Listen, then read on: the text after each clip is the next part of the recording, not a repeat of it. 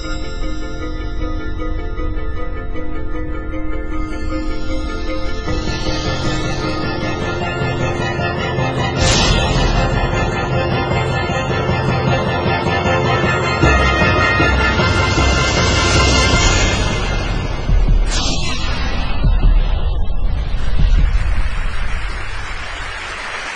I'm going to show you first, as quickly as I can, is some foundational work, some new technology that we brought to Microsoft as part of an acquisition almost exactly a year ago.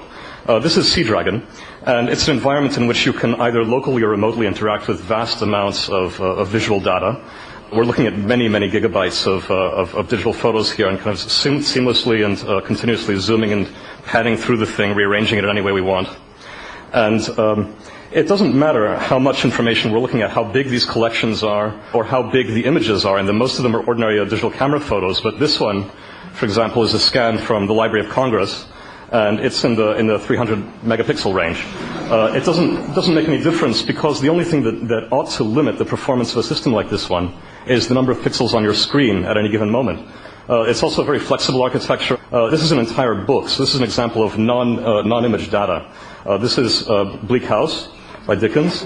Every column is a chapter, and to prove to you that it's really text and not an image, we can do something like so, to really show that this is a real representation of the text. It's not a picture.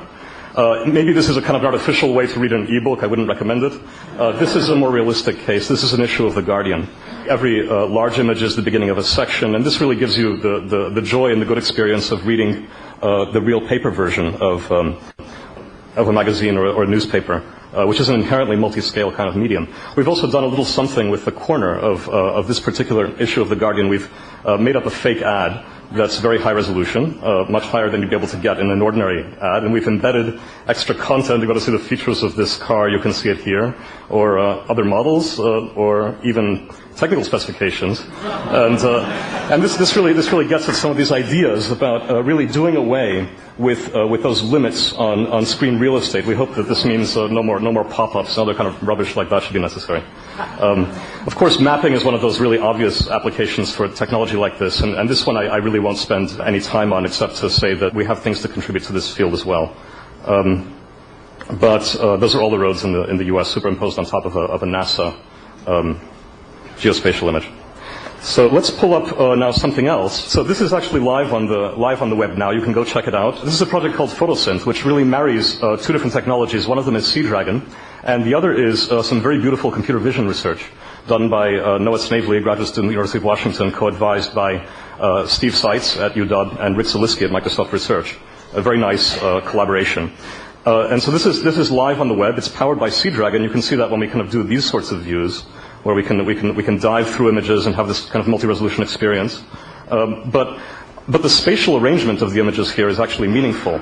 The computer vision algorithms have registered these images together so that they correspond to the real space in which these shots, all taken near grassy lakes in the Canadian Rockies, all these shots were taken. So you see elements here of stabilized slideshow or panoramic imaging. And these things have all been related spatially. I'm not sure if I have time to show you any other environments. There are some that are much more spatial, but I'd like to jump straight to one of Noah's original data sets, and this is from an early prototype of Photosynth that we first got working in the summer, to show you what I think is really the punchline behind this technology, the Photosynth technology. And it's not necessarily so apparent from looking at the environments that we've put up on the website. We had to worry about the lawyers and so on. This is a reconstruction of Notre Dame Cathedral that was done entirely computationally from images scraped from Flickr. You just type Notre Dame into Flickr, and you get some pictures of guys in T-shirts and of the campus and so on. And each of these orange cones represents an image that was discovered to belong to this model. And so these are all Flickr images, and they've all been related spatially in this way. And we can just navigate in this very simple way.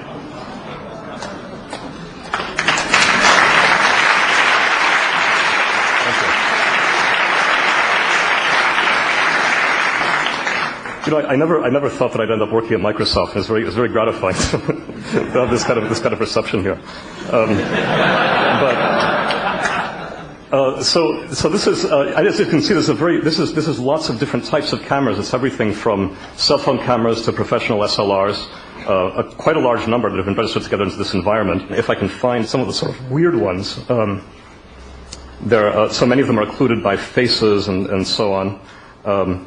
There's somewhere in here. There's actually there are a series of photographs. Here we go. This is actually a poster of Notre Dame that registered correctly. Okay, so if we can dive in from the poster to a physical view of this environment. So what the point here really is that we can do things with the social environment.